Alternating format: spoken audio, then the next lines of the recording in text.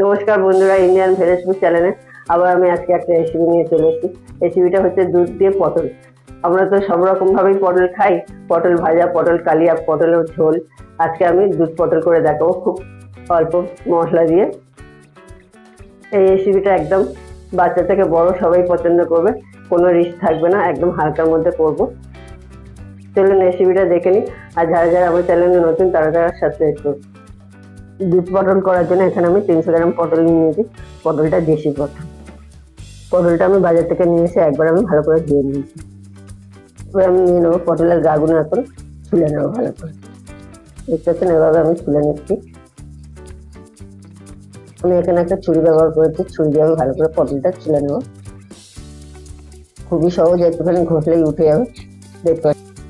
দেখতে পাচ্ছেন পটলের আঁশগুলো তুলে নিয়েছি। এবার পটলটা আমি কেটে নেবো। পটলটা ঝকঝক করছে, দেখতে পাচ্ছেন। ঠিক তোমার ঠিক ছুরির সাহায্যে বা বটির সাহায্যে কেটে নেবে এভাবে। আমি একে একে এবারে সব কেটে নেবো পটলের মুখগুলো। দেখতে পাচ্ছি পটলের মুখগুলো কেটে নিয়েছি, গাগুলো ছিলে নিয়েছি। এই রেসিপিটা খেতে খুবই দুর্দান্ত লাগে। এবার আমি পটলগুলো ভালো করে আরেকবার ধুয়ে নেবো। বন্ধুরা, পটলগুলো আমি ভালো করে ধুয়ে নেবো। তোমরা যে কটা পটল করতে চাও সে কটা পটল নেবে। পটলগুলো ধোয়া হয়ে গেছে, এবার একটা পাত্রের মধ্যে আমি তুলে নেবো।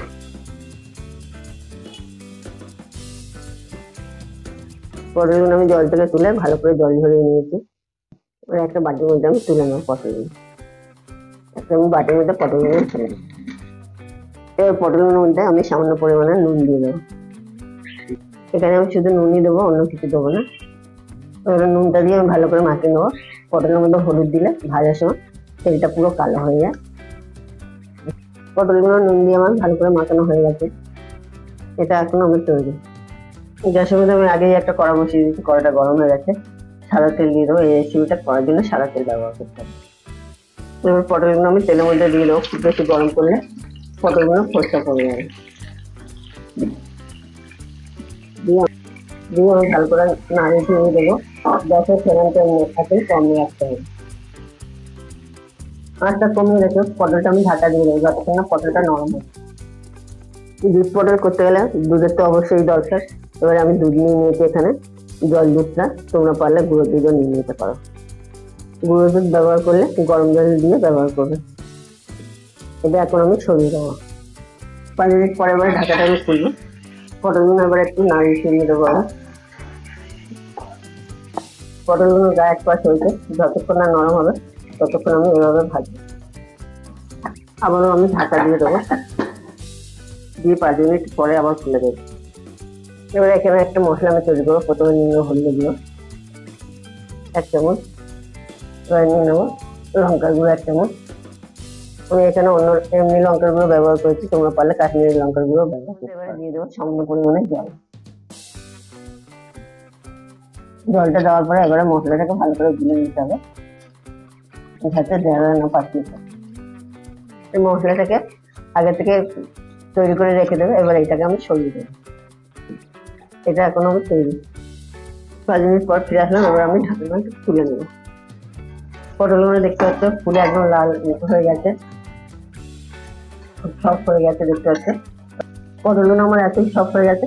পটলগুলো খুলে যাচ্ছে, দেখতে পাচ্ছি পটলগুলো ফুলে উঠেছে। বাকি অবশেষে যে তেলটা আছে সেই তেলটার মধ্যে আমি তেজপাতা দিয়ে দেবো, লবঙ্গ, এলাচ দিয়ে দিলাম। এখানে আমি গরম মশলা ফোড়ন দিলাম।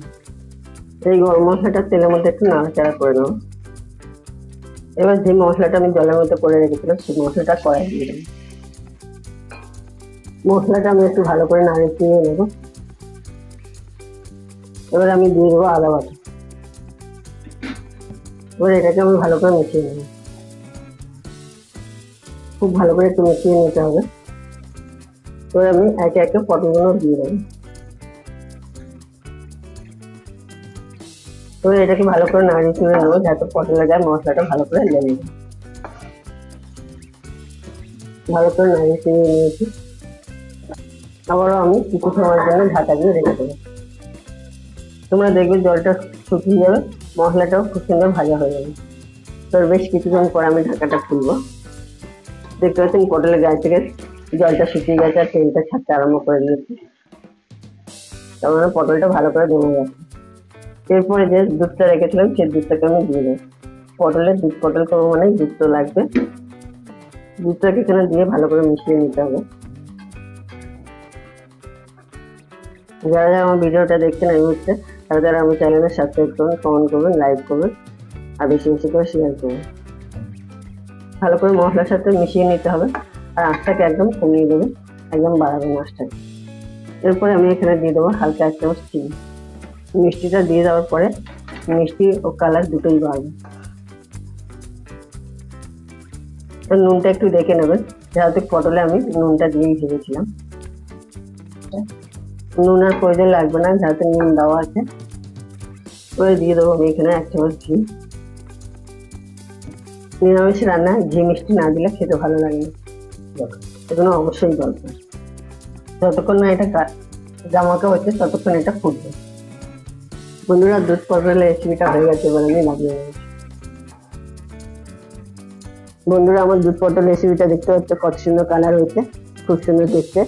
আর এই রেসিপিটা যে না খাবেন সে খুবই ভুল করবে, এত সুস্বাদু খেতে, খেলে না খেলে বুঝতে পারবে না। নিরামিষ রেসিপি যে এত সুন্দর হয়, মাছ মাংস লাগবে না, মাছ মাংস ছাড়াই একতলা ভাত খাওয়া হয়ে যাবে বা লুচি পরোটা, সেটা দিয়ে খেতে ইচ্ছে হবে, সেটাই খুবই ভালোভাবে খেতে পারবে।